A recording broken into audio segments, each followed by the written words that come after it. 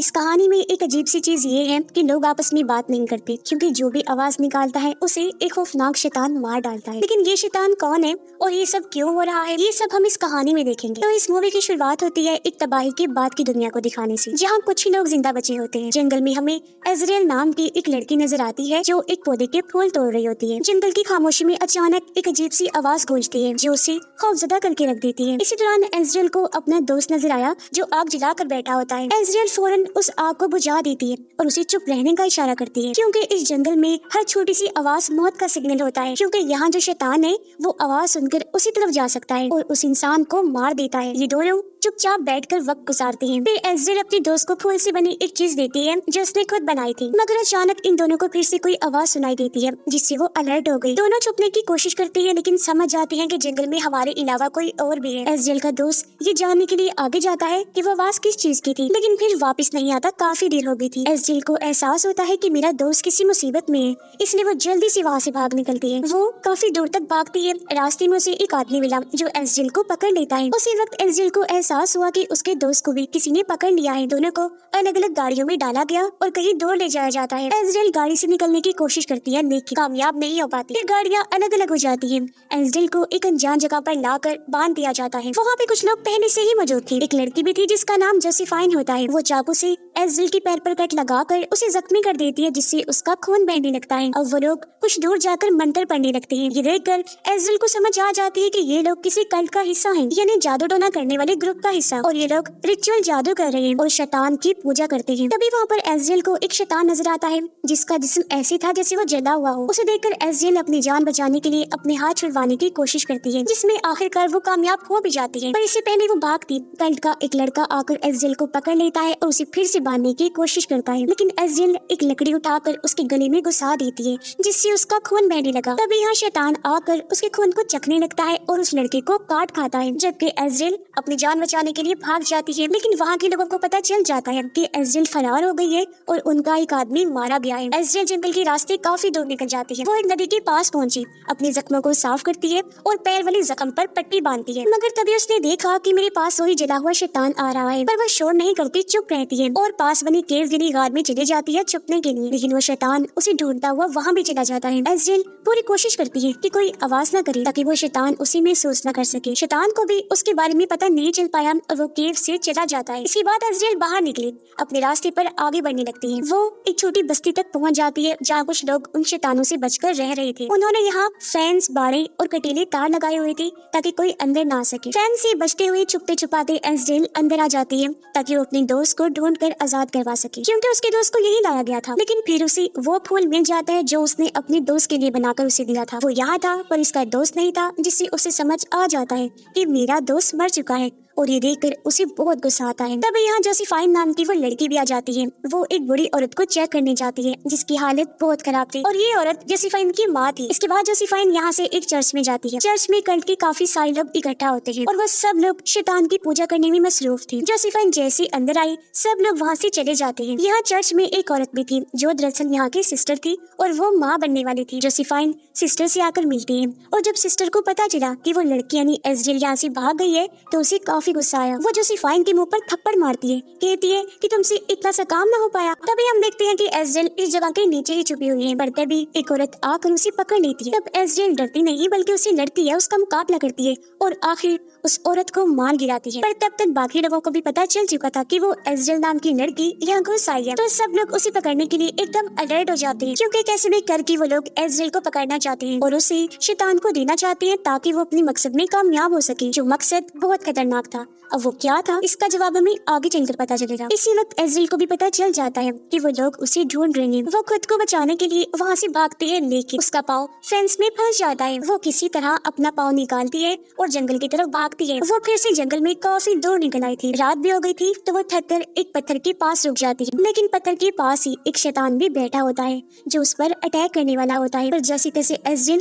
खुद को बचाती है, लेकिन उसे एहसास हो गया था कि यहाँ एक नहीं बल्कि कई सारे शैतान हैं। वो अपनी जान बचाने के लिए यहाँ से भागने लगी और सड़क पर पहुंच जाती है, जहाँ उसे देखकर एक आदमी अपनी गाड़ी रोक लेता है। वो जब बाहर आया तो एज़राइल को चुप देखकर पूछता है कि आखिर तुम हो कौन और इतनी चुप क्यों हो, क्यों नहीं बोल रही हो। तब एज़राइल उसे भी चुप रहने का इशारा करके गाड़ी में जाकर बैठ जाती है और आदमी उसे लेकर यहाँ से निकल जाता है। गाड़ी में भी वो एज़राइल से पूछता है कि क्या तुम्हें भूख लगी है। एज़राइल चुप रहती है क्योंकि वो किसी से बात नहीं करना चाहती, चुप रहना चाहती है। अब ये आदमी इस जगह का नहीं था तो अनजाने में वो गाड़ी का म्यूजिक तेज आवाज में लगा देता है, जो आवाज कल्ट के लोगों ने भी सुन ली थी। जब कुछ दूर जाने पर सामने आकर खड़े हो जाते हैं और उस आदमी को गोली मार देते हैं। इससे गाड़ी का बैलेंस बिगड़ने से एक्सीडेंट हो गया और वो एक पेड़ से जा टकराती है। आदमी मर गया लेकिन एज़राइल जिंदा बच जाती है और वहाँ से भागने लगती है। एक आदमी उसे पकड़ लेता है, भागने ही नहीं दे रहा था, रोकने की कोशिश करता है लेकिन वो उससे लड़ती है। आदमी के पास गन थी जो छीनकर एज़राइल उसे शूट करके वहाँ से आगे बढ़ जाती है। काफी दूर आने पर वो अपने दोस्त को देखती है जो जिंदा होता है, लेकिन उसकी दोस्त ने यहाँ एक पिंजरा लगाया हुआ था ताकि शैतान को पकड़ सके। लेकिन एज़राइल का पाँव उस पिंजरे में फंस जाता है और वो पेड़ से उल्टा लटक जाती है। इसी वक्त कल्ट का एक आदमी वहाँ आ जाता है जो उन दोनों को मारना चाहता था ताकि इन्हें शैतान को दे सके। वो जब आगे बढ़ता है तो एज़राइल उसे पकड़कर गिरा देती है,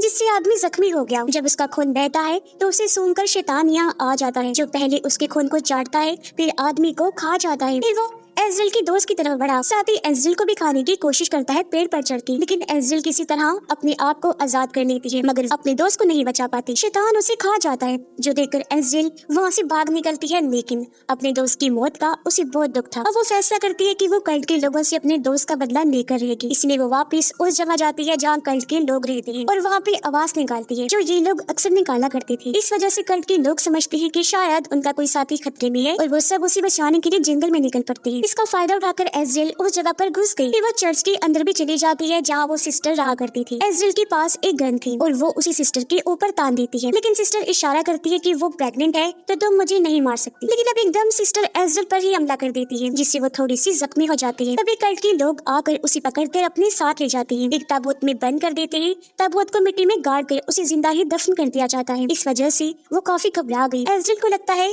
कि वो अब वहाँ से नहीं निकल सकती, बुरी तरह यहाँ फंस गई है, बाहर निकलने का कोई रास्ता भी नहीं है। लेकिन तभी उसने देखा कि जहाँ मैं बंद हूँ उसके साथ में एक सुरंग भी है। बड़ी मुसीबत की बात तो ये थी कि वहाँ शैतान रहते हैं। एज़राइल को और भी डर लगने लगता है, लेकिन फिर भी वो सुरंग के रास्ते से निकलने की कोशिश करती है। यहाँ काफी अंधेरा था, लैंटर्न लेकर वो आगे बढ़ी और उसे पता चलता है कि यहाँ रहने वाले शैतानों ने मुझे देख लिया है और उसके पीछे पड़ जाते हैं वो, इसलिए वो वापस भागकर उसी ताबूत में चली जाती है। पर तभी एक शैतान ठीक एज़राइल के ऊपर आ जाता है। वो उसके खून को सूंघता तो है लेकिन उसे कुछ करता नहीं, छोड़ देता है, क्योंकि एज़राइल के हाथ पे उस प्रेग्नेंट सिस्टर का खून लगा हुआ था, जिससे शैतान को ये लगा कि यही वो प्रेग्नेंट औरत है जो हमारे बच्चे को जन्म देने वाली है, इन्हीं शैतान के बच्चे को। इसलिए कोई भी शैतान एज़राइल को कुछ नहीं कहता और इस तरह उसकी जान बच जाती है। फिर कल्ट के सभी लोग अपने अपने टेंट्स में वापस आ जाते हैं। एज़राइल भी उसी सुरंग के रास्ते एक टेंट से निकलकर बाहर आ जाती है, क्योंकि सुरंग का रास्ता एक टेंट से बाहर निकलता था जहाँ से वो बाहर आ गई थी। अब हम सिस्टर को देखते हैं जो अभी तक चर्च में थी और अपने पेट के जख्मों को साफ कर रही होती है। पर तभी यहाँ पर जोसेफाइन आ गई जो उसकी मदद करती है, लेकिन तभी उन्हें पता चलता है